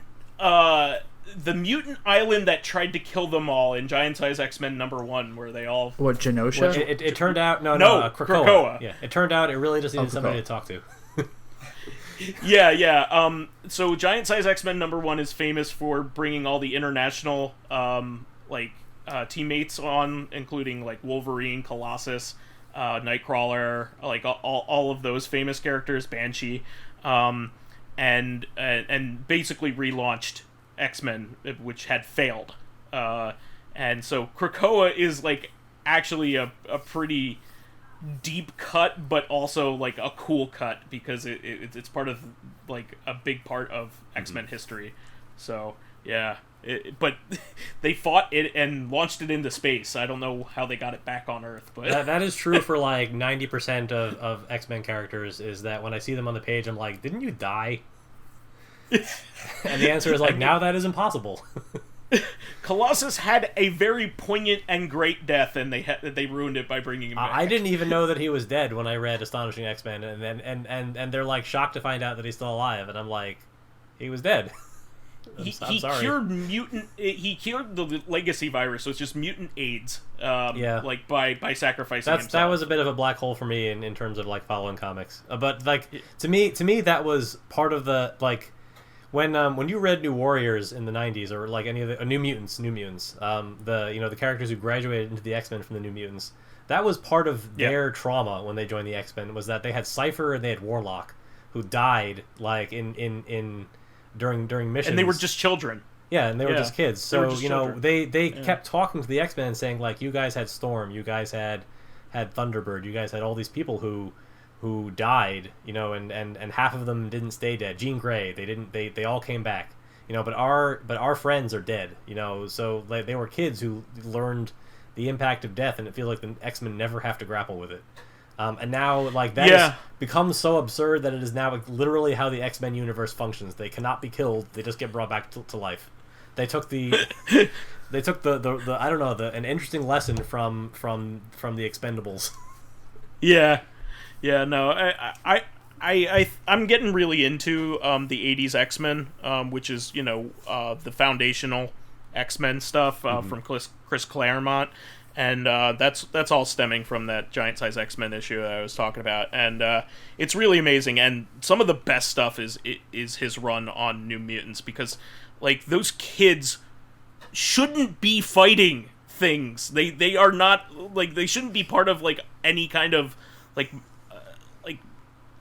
they should be just kids trying to learn, and they're being forced to be X-Men when they are like very young. And they rightfully so branch off with Cable and become X-Force, because they don't want to be part of any of that. It's kind of like Professor X is kind of a dick. Like he's much worse now than he ever was. I mean, in the 60s, it felt like Professor X had to solve everything for them, because whatever the problem was they were having with the Mutant of the Week, he could just come in and erase their memories, and they would forget what they were doing, and they could throw him in jail, which is how they got bailed out of a lot of really difficult like fights. I think against like the Untouchable, against the Blob, like They couldn't fight these guys. They had ridiculous overpowered mutant powers for what was they had to give Magneto the helmet to say that he was immune from Professor X's powers, because they grew up together, and that was the only reason why he was really a threat to them in the early days. But he was always like kind of an overbearing dad. I mean, he erased Magneto's personality and kept the backup in his head. That's messed up. I will say, I read a recent X-Men story. Someone gave me a copy of one of the trade paperbacks, where they were in a competition with the dimension that Apocalypse is originally from, for Dominion of Earth, and it was a series of challenges which were hilarious, but they didn't have a lot of like real gravitas to it. For example, Wolverine had to fight somebody in a fight to the death, and he killed the guy, and the Fairy Arbiter comes out and says, "It was a fight to the death. Your opponent is dead, therefore he wins." That's actually pretty great. That's pretty brilliant. So I mean, it is part of one of my favorite two-page spreads in comics history, where they just show a bunch of contests. You really have no idea which side won. Just imagining what that must have been about when they were fighting is fantastic. There's a shot That's of like great. Cable and this big beefy guy just staring at a kitten. You have no idea what they were doing. That's amazing. Love it. And moving on, Stranger Things season 4 volume 1. I guess are they splitting it into 2 parts, Lotus? 2 parts. I guess this just pisses me off. Just do a season, finish the show. Yeah, this is some like early 2000s bullshit for when the writer's strike was going on. They had like half seasons of stuff. Like Battlestar Galactica was one of the notorious ones. Was it Heroes had that going on too?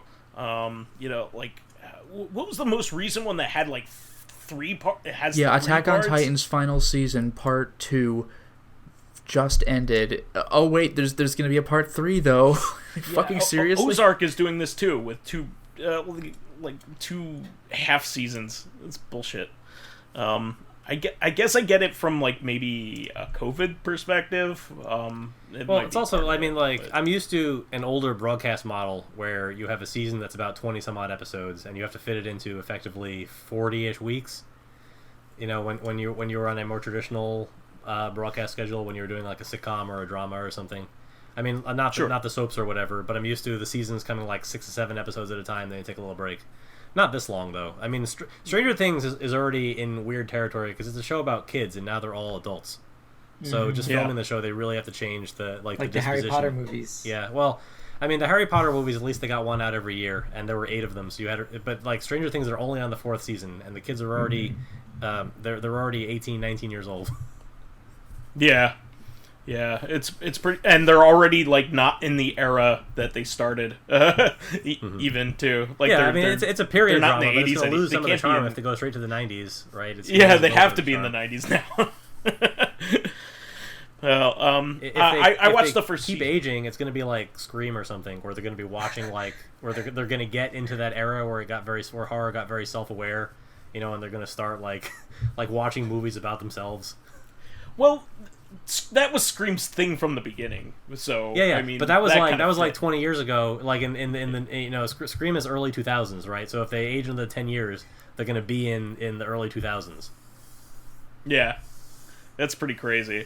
But I liked the first season, and I never got back into it, so I really need to catch up on it. But maybe that'll be the opportunity for it. I think the second and third season were good. I think a lot of people say that they got worse and worse as it went.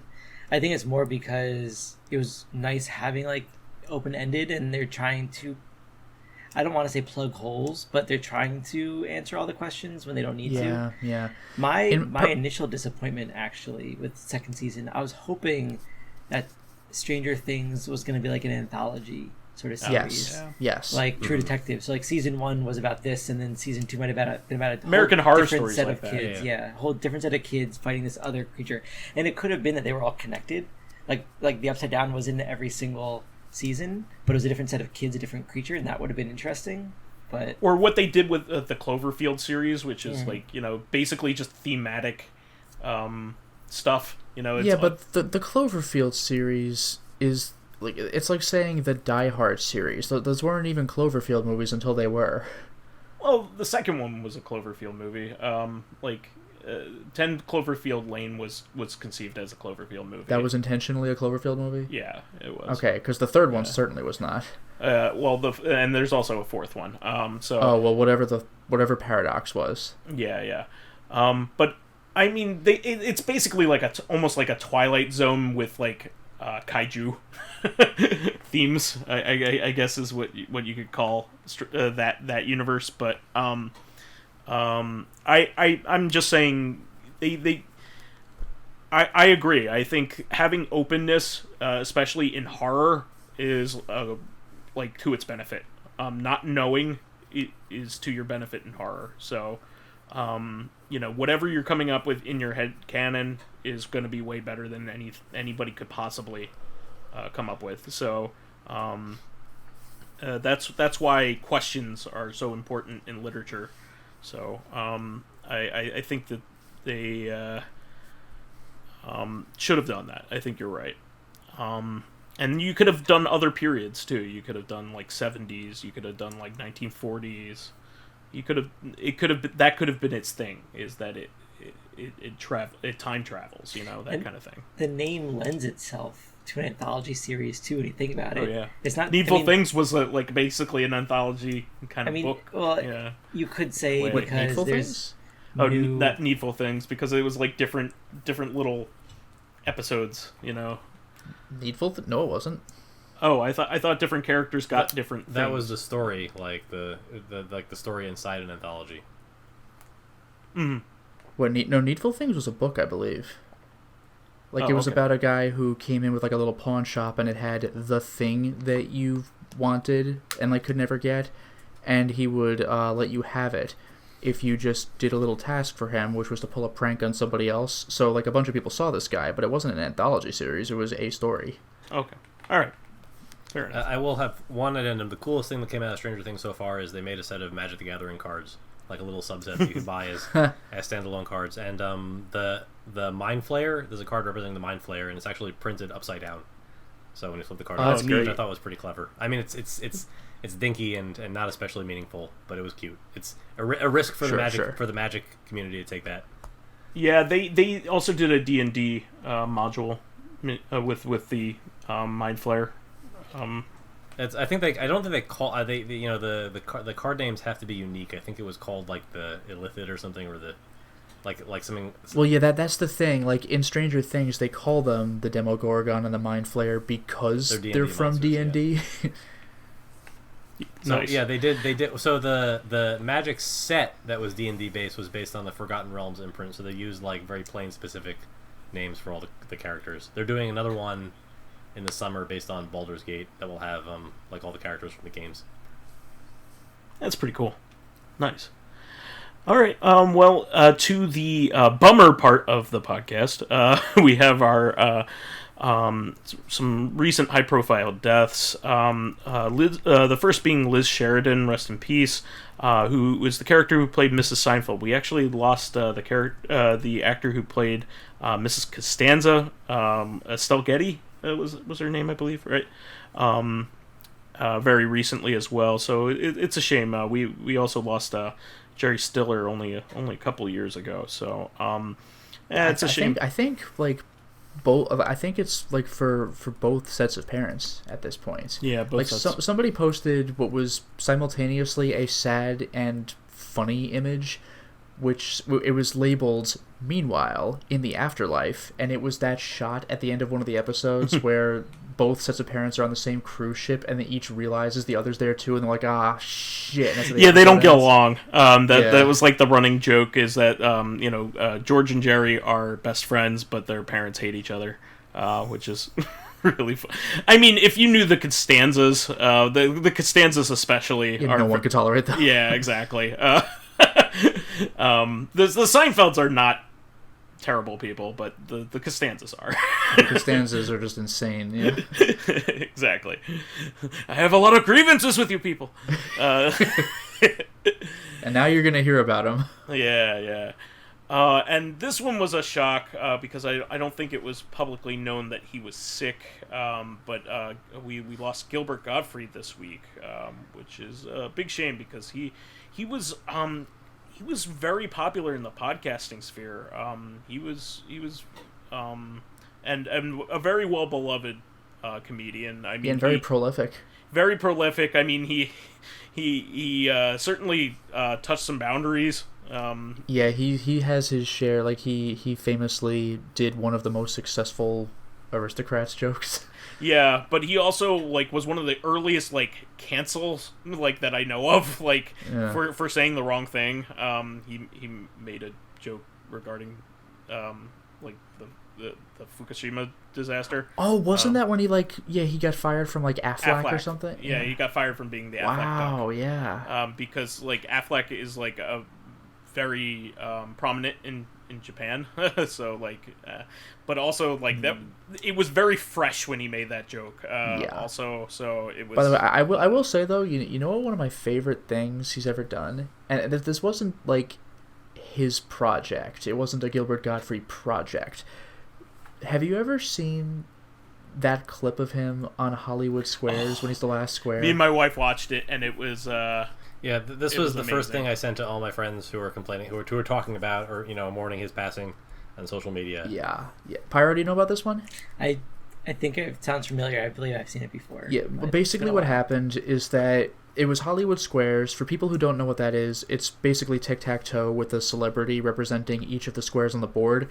And nobody got a tic-tac-toe. It was like 8 of the squares were taken, so it's down to 1 square, so whoever gets 5 of their letter first wins. And Gilbert Gottfried's the last guy. Now, earlier in the show, somebody had gotten some easy answer wrong, and like Penn Jillette was like, "You fool!" And so Gilbert Gottfried just took that and ran with it because, just in an incredibly unlikely turn of events, just the contestants just kept getting questions wrong. I think they lost it, something like 6 or 7 times in a row. It was insane. Yeah, so like I choose Gilbert Gottfried because he's the only choice. Okay, Gilbert Gottfried, here's a question, and he gives an answer, and the contestant has to say whether they agree or disagree, and they chose wrong. Aw, damn, next contestant's turn. Well, I choose Gilbert Gottfried because he's the only one there. Gottfried answers a question, contestant disagrees or agrees, also wrong, and it's just back and forth. And some of the questions are really very simple. Yeah, one of the questions, there's no excuse. Even I knew this one. It was like, the wrestler, Steve Austin, is better known in the ring also, by what name? And he goes, The Crusher? Agree. You fool! It's amazing. Also, this was not too far away from when he was, extremely popular and everywhere. So, it was impossible to not know the name Stone Cold Steve Austin. Yeah, even I know Stone Cold. Oh, what's really funny, by the way, is that it's not even like, oh no, he's calling the contestant a fool. I feel bad for that person. It's both of them just endlessly. And they're laughing keep fucking at it, getting too. questions wrong, and they know it's embarrassing. It's just it's hysterical. It's like everybody's just trapped on this show until somebody gets something right. If it wasn't for the one that was for the win, you would say that maybe they were messing around a little bit. But so there was an incident a few weeks ago, I think at this point, while this podcast is being recorded, where there was a clip from Wheel of Fortune making the rounds where a woman had the Wheel of Fortune puzzle was another feather in your cap, and the only thing they were missing was the C in cap, and it took her them 3 tries to get that last letter, and it turned out that in your map I think lap was the first thing that she picked. But what had happened another feather in your lap. Apparently, at some point, they had guessed another feather in your hat, and that was wrong. And just everybody got really nervous after that, and they just they under knowing they were playing for a lot of prizes, just got really anxious and had a lot of trouble solving it. And pretty it turns great. out you never really know how people are performing when they know they're going to get thousands of dollars, or there's thousands of dollars in the line, or whatever it is, or a car or something. Based on... And they're going to look really stupid if they answer wrong, so they get really nervous about it on national television. Yeah. So I guess it's forgivable. It was funny and enduring. We don't really talk about the people. It's really Gilbert Gottfried and a little bit Penn and Teller who are the star of the show. You fool! It's a riot. Yeah. Just go to YouTube and type in Gilbert Gottfried, it's you very fool. Easy It'll find. immediately come up. Yeah, and while you're at it, one of the other best things that happened on that show is the Triumph the Insult comic dog stuff.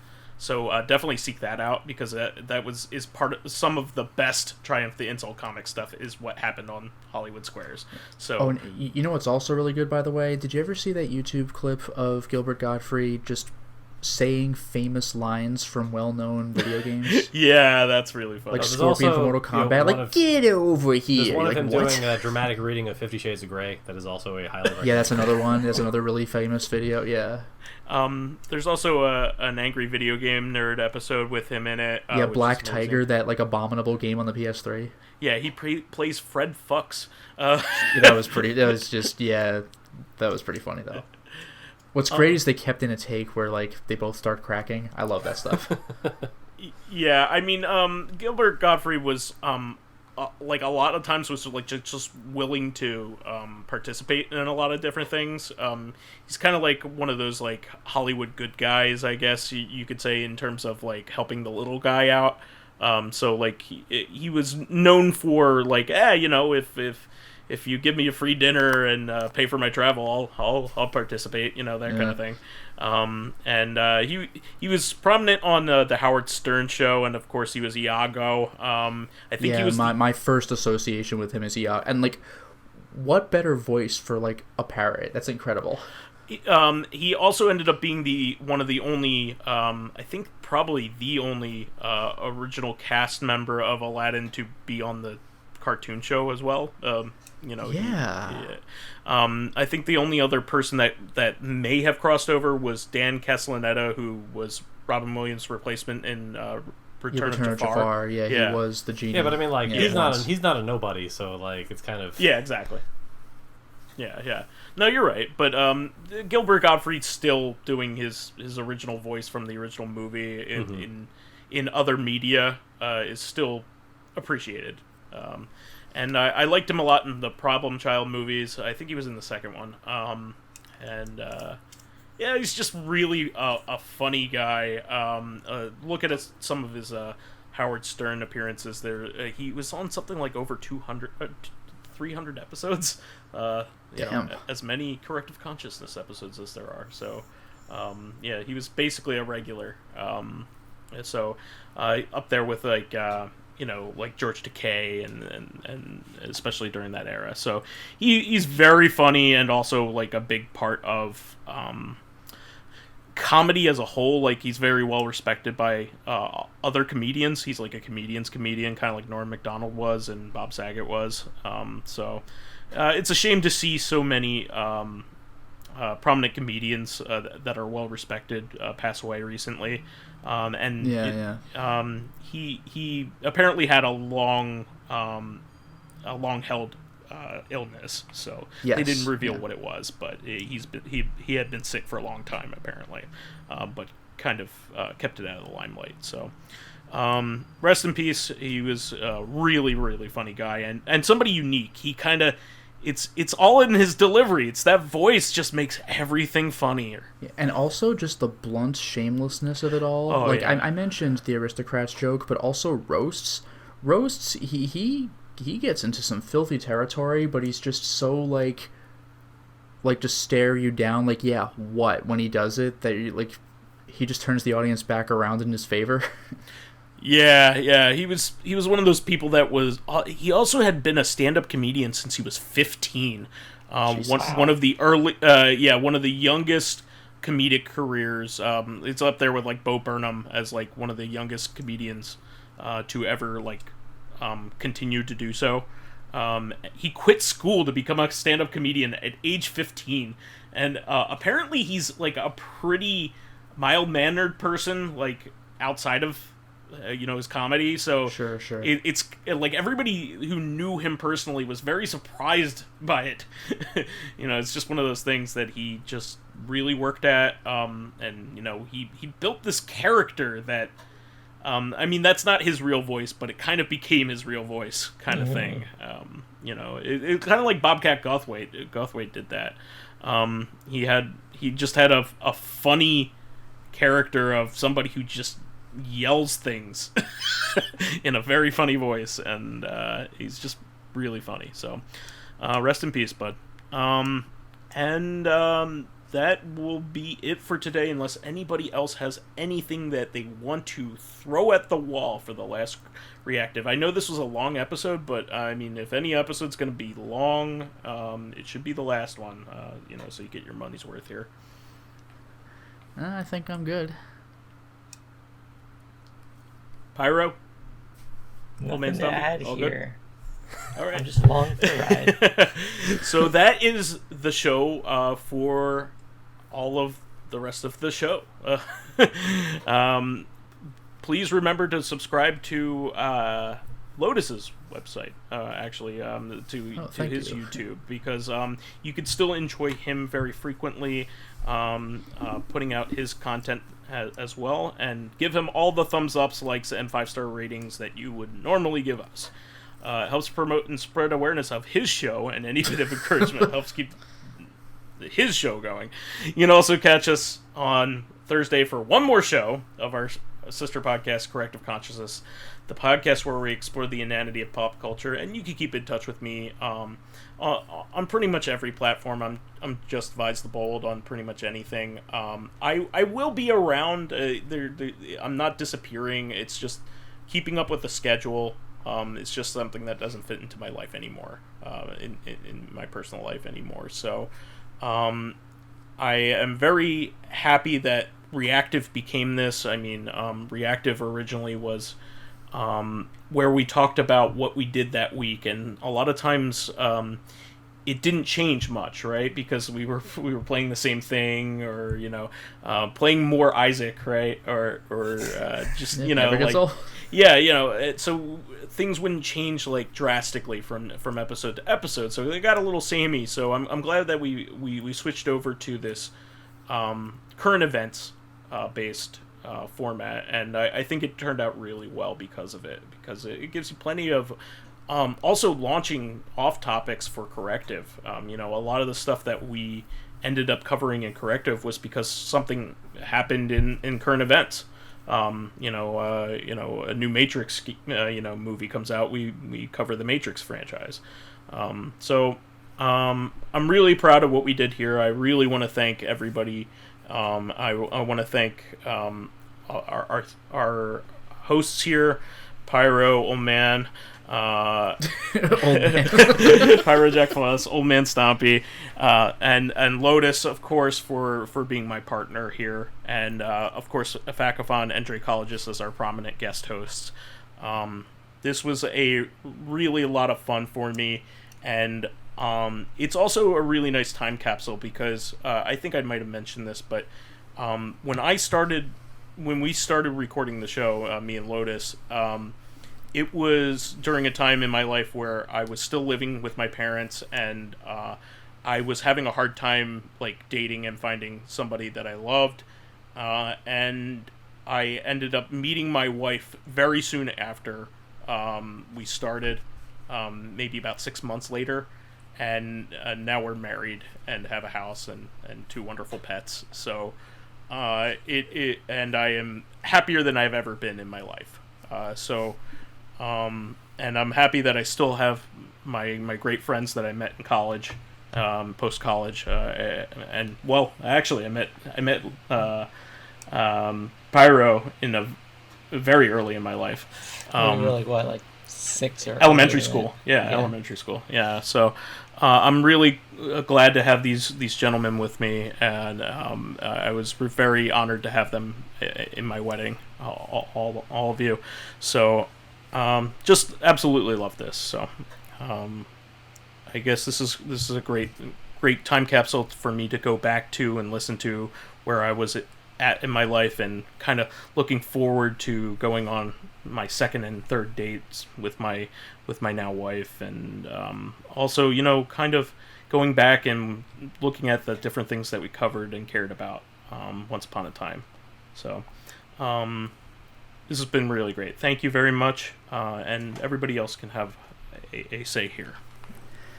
Well, sure. You could follow me at my aforementioned YouTube channel, Lotus Prince. You can hit me up on Twitter at Lotus Prince. And finally, if you are interested in seeing my videos early, getting in on exclusive live streams, selecting upcoming games for me to Let's Play, or get in conversations with me and other patrons on Discord, then perhaps consider swinging by my Patreon account, which can be found at patreon.com/LotusPrince. And as Vice has said, thank you so much for following us on our Reactive Consciousness journey. You could probably find me as PyroJackFrost at places. I don't have social media. I mean, I have social media. I don't have a YouTube presence or anything like that, but I don't know. If you want to talk to me, feel free to talk to me. Awesome. I don't need any more friends, though. We have plenty of friends. So I can barely handle the ones that I got. Yeah, we do have a lot of friends. You can find me as OldManStompy on YouTube. You can find me as OldManStompy CC, which was supposed to be Corrective Consciousness, but I guess I should retire the handle now. I don't remember the password to the original OldManStompy Twitter account, although I am the steward of it, technically. Otherwise, I do not currently do content creation, but you never know when the mood will strike me, and I may or may not get back into YouTubing again at some point. I know that while the podcast is ending, Lotus will be is going to continue doing this for as long as he possibly can. I'm sure. Oh yeah. I'm sure when the rapture comes and the angels come down to escort us all up to heaven, Lotus will be like, "We'll be back." We'll tell them like, "Well, I'll be home by 9 because I got to record."